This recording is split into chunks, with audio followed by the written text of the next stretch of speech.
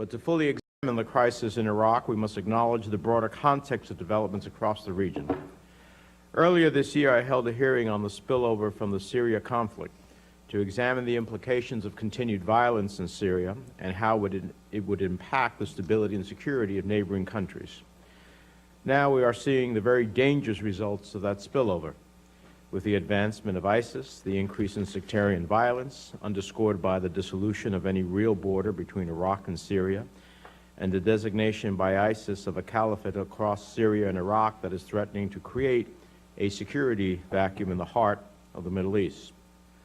While today's hearing will not focus specifically on the regional threat posed by ISIS or on U.S.-Syria policy, I want to take this opportunity to restate my long-held position that we must enhance our support to the moderate Syrian opposition, the only ones willing to challenge ISIS and other al-Qaeda affiliates in Syria. It seems to me at the end of the day, supporting these moderate forces must be one pillar of a broader U.S. policy in the region. No one should be surprised that Iraq is the victim of this spillover, but we should be extremely concerned by the rapid expansion of ISIS and alarmed by Iran's clear involvement in Iraq. And we should be dismayed by the convenient alignment of Iranian, Russian, Syrian interests in response to recent developments, especially in Iraq. At its core, this alignment is about self-preservation of rogue actors that seek to maintain power by destabilizing others and keeping weak governments susceptible to malign influence. In my view, Iraq does not have to proceed down this path, and it is up to Iraq's leaders to chart a different course for their country.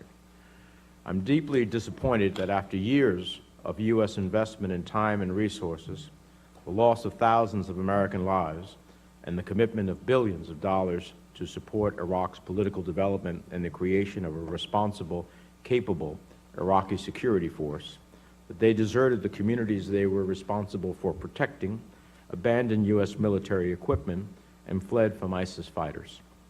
At the same time, ISIS's expansion across Iraq and its reception by Iraq's Sunni communities and tribes would not have been possible except for the accumulation of years of destructive, sectarian, corrupt policies by the central government in Baghdad. Iraq has the potential to be an economically prosperous, diverse, and politically representative model for others in the region, but Iraqi leaders have focused on their own sectarian and ethnic interests for too long at the expense of building an Iraq for all Iraqis. The time is now for Iraq's elected leaders to form a national unity government that is truly representative. I applaud the recent progress in nominating a speaker and 2 deputy speakers for Iraq's parliament, and today's promising news that a president has been named.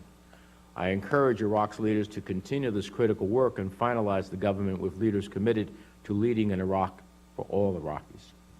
While Iraq's leaders continue negotiations to form the next government, the Department of Defense has completed the assessment of Iraqi security forces. I look forward to hearing from our administration witness on the findings and recommendations provided by U.S. advisors and plans going forward to counter the threat from ISIS and Congress's role in this effort. Let me take a moment to highlight the particularly dangerous situation of minority communities in Iraq, and particularly Iraqi Christians.